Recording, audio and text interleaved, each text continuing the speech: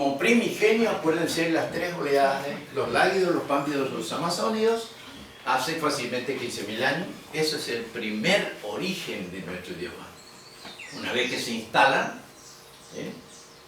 es ya como conformado como un idioma con estructura propiamente dicho, se comunicaban, la calidad o característica descriptiva del idioma hizo que le pusieran nombre a las plantas, a los animales, a los peces, y ya instalados.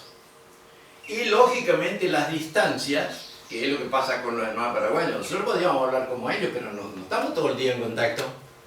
Si estuviésemos todo el día en contacto, a lo mejor vamos corrigiendo y usamos el mismo, pero eso es algo lógico, no puede ser, no podemos tener no puedo yo pretender que ellos hablen como nosotros y nosotros hablemos como ellos, porque es algo lógico, las distancias no nos permiten eso, ¿cierto? Ahora con las radios, la tecnología, bueno, puede cambiar un poco. ¿Qué quiero decir con esto? De que es algo lógico que sucedan los registros zonales y regionales, pero eso no les tiene que asustar, porque ustedes, una vocal o una consonante puede sonar un poquito distinta acá, pero estamos diciendo lo mismo, ¿verdad?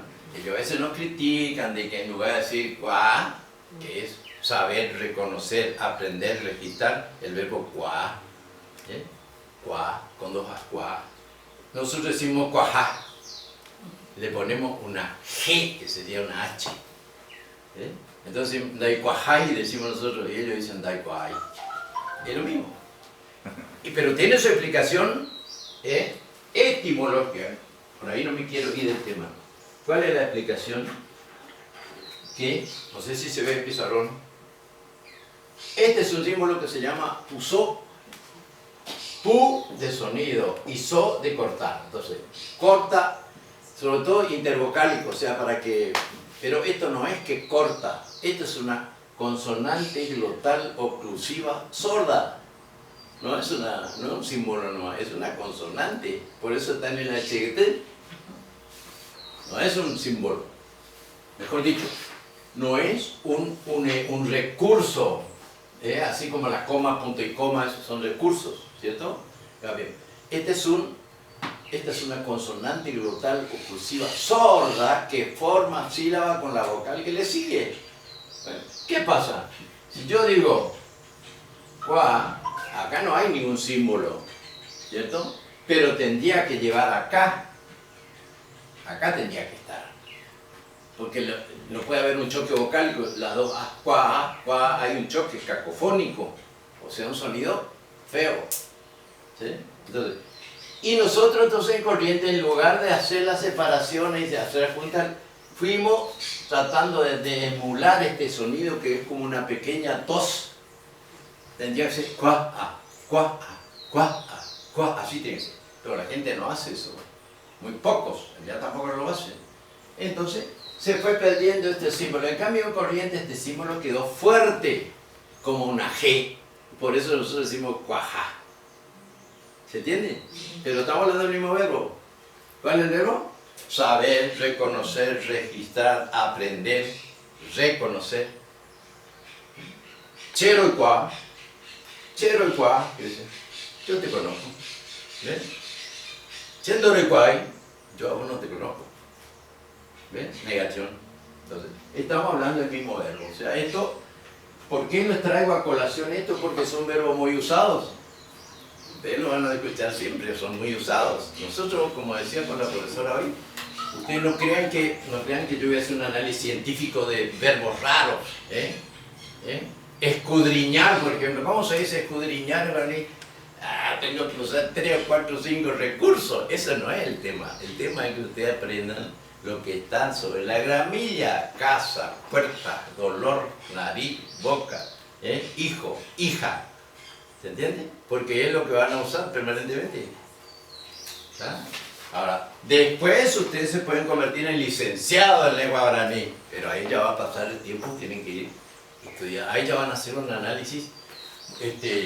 ¿Para dónde fue? Guaraní. ¿Cómo se van a proyectar con el idioma científicamente hablando? Ya es otro tema. Nosotros damos los preliminares, los prolegómenos del idioma, ¿está? con mucha alegría. No soy profeta en mi tierra, pero lo hago con el entusiasmo que lo pongo en la UNE. Así son mis clases, porque a mí no me gusta que yo haga una clase magistral. Yo quiero que el que está ahí aprendan, que no hablen de mí, que aprendan. No me admiren a mí, apréndanse ustedes, mírense y fíjense a ver si aprenden. Porque es nuestro idioma, no es un idioma raro que cayó del cielo un día, un tiempo en paracaídas, no, hace miles de años que está. Y quisieron hacernos creer que es un idioma que no sirve para nada. Totalmente falso es eso, falso. El idioma está presente y es un idioma, una lengua viva, que evoluciona en todos los estratos de la vida social de la gente está. Y ahí tenemos que apuntar a la importancia de corregir. ¿Estamos? Ese punto faltaba para los de la primera clase, la parte histórica. ¿Qué viene después? Aparece Luis Bolaños, aparece Fray Luis de Bolaños, que es la parte histórica que ustedes tienen que tener, y nosotros lo recordamos muy bien porque se considera precursor de la escritura y se lo considera fundador de nuestro pueblo.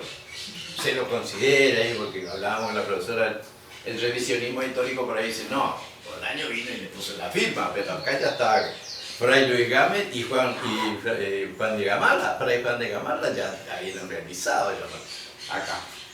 Dicen otros autores, pero como llega Fray Luis Bolaños, se instala como coordinador de la congregación en cerca de Asunción, después va bajando y viene acá, después se va a Peyú. Ahí viene la creación de los 30 pueblos después. Era bastante difícil. Y vino acá y se ve que algo ya había, no es que hizo todo, pero le puso la firma. Entonces, Fray Luis de Bolaños es el precursor, el creador o fundador del idioma.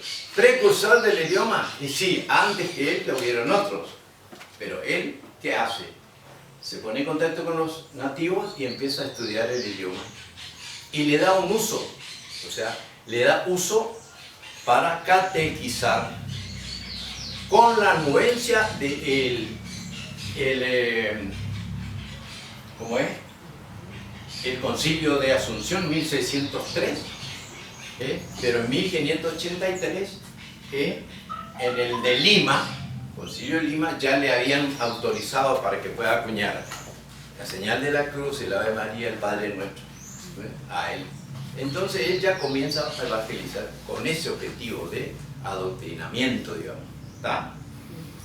Entonces se lo considera también precursor. Uno de los precursores, diría yo, porque después aparece de mucha importancia Fray Luis de Montoya, que él hace arte, vocabulario, diccionario y catecismo del idioma guaraní. En cambio Bolaño hace un poco para rudos, y no puso la palabra analfabeto, pero quiso decir así. Eso hace Bolaños y ya lo usa con la anuencia del Concilio de Lima, 1583, y después en 1600 un poco se lo garantiza en el Sínodo de Asunción, se le autoriza. Eso tiene que grabar a fuego en la cabeza para que algún trasnochado le pregunte y le quiera mentir usted. No, acá es así. Un trasnochado le dice, no, porque, no, que porque, así.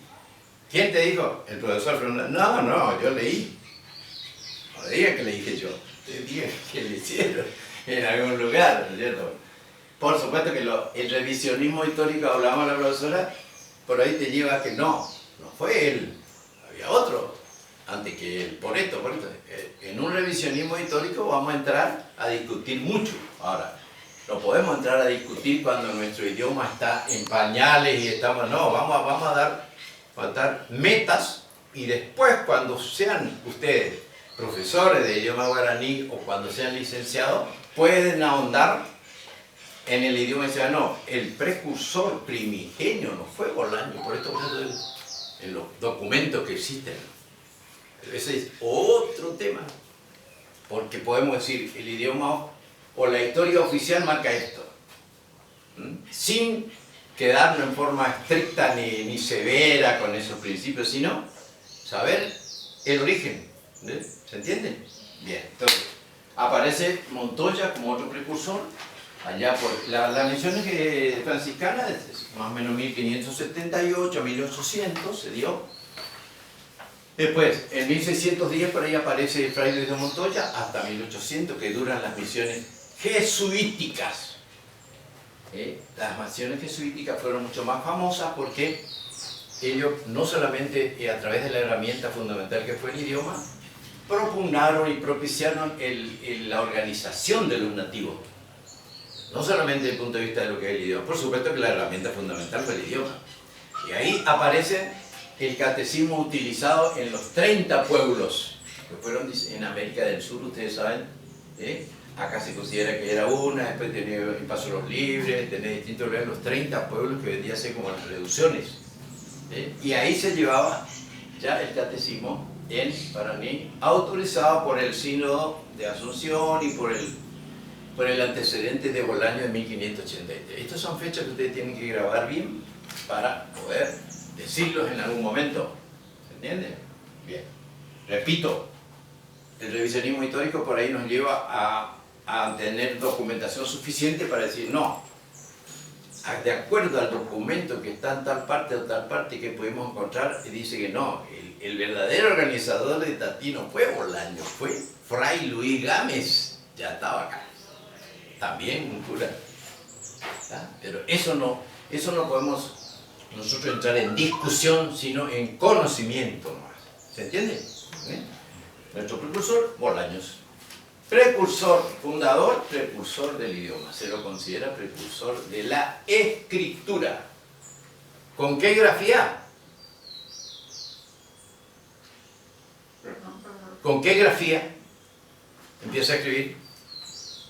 No me falle, profesora. Le dije en la clase anterior, ¿con qué grafía? Y bueno, ¿con qué grafía? Que era la que tenía la común, la oral.